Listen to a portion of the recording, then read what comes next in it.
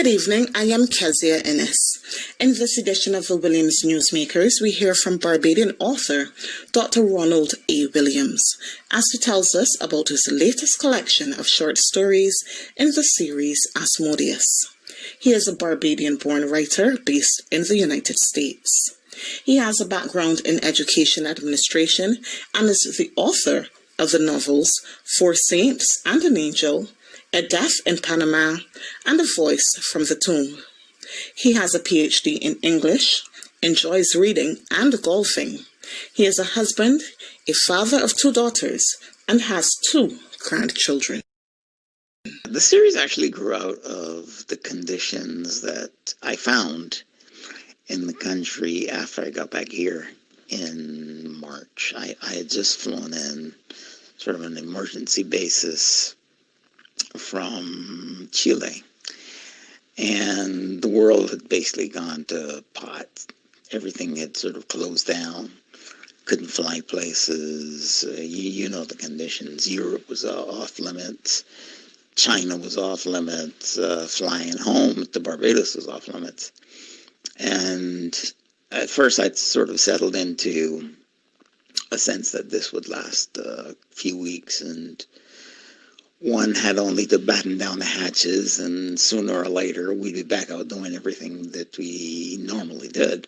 Well, that didn't happen, and as a result, I ended up thinking about what we were undergoing.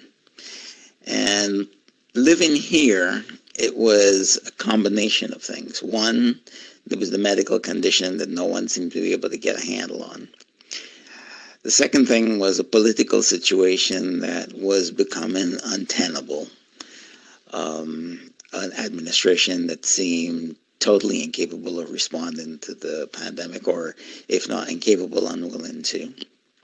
And a social situation that left the country feeling fractured and broken, somewhat like what I had seen from afar in the 1960s. The 3 things together made the world feel very uncertain, but it also felt fantastic in the literal sense of like a fantasy. And it was from that set of experiences that I began writing the Asmodeus series. Largely, the series is a fantastical response to extant situation, extant circumstances. And what I was trying to do was to capture both the political reality in front of me, as well as the fantastic feeling that came from being sort of metaphysically displaced. That started off as a bit of a joke. So the early chapters of what I was doing, they're actually not chapters because it's not really a book. It's a set of stories I'm creating. It may end up being a book at some point, but so far it hadn't been conceived as a book, and so far it isn't a book. But I've written more stories than I thought that I would have done, because originally there was sort of the joke of doing 3 that were funny. But then as the reaction came to them, I realized that other people were feeling the same kind of displacement that I was. And I wrote more.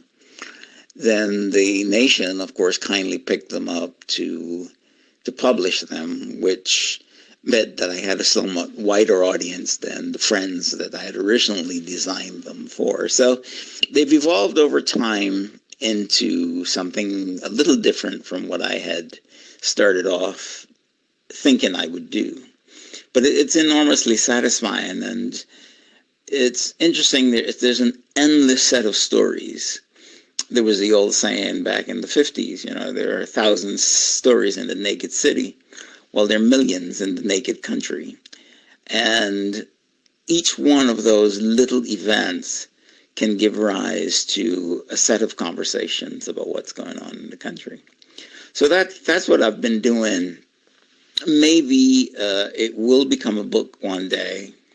It would be shorter than my normal books, but it may become a book. My intention is to continue monitoring events here and around the world and commenting on them through the stories up until the election in November.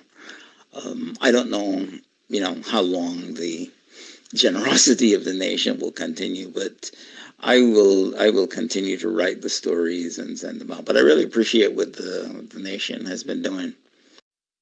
That was Dr. Ronald A. Williams for your Williams Newsmakers. I am Kezia Ennis. Do have a wonderful weekend.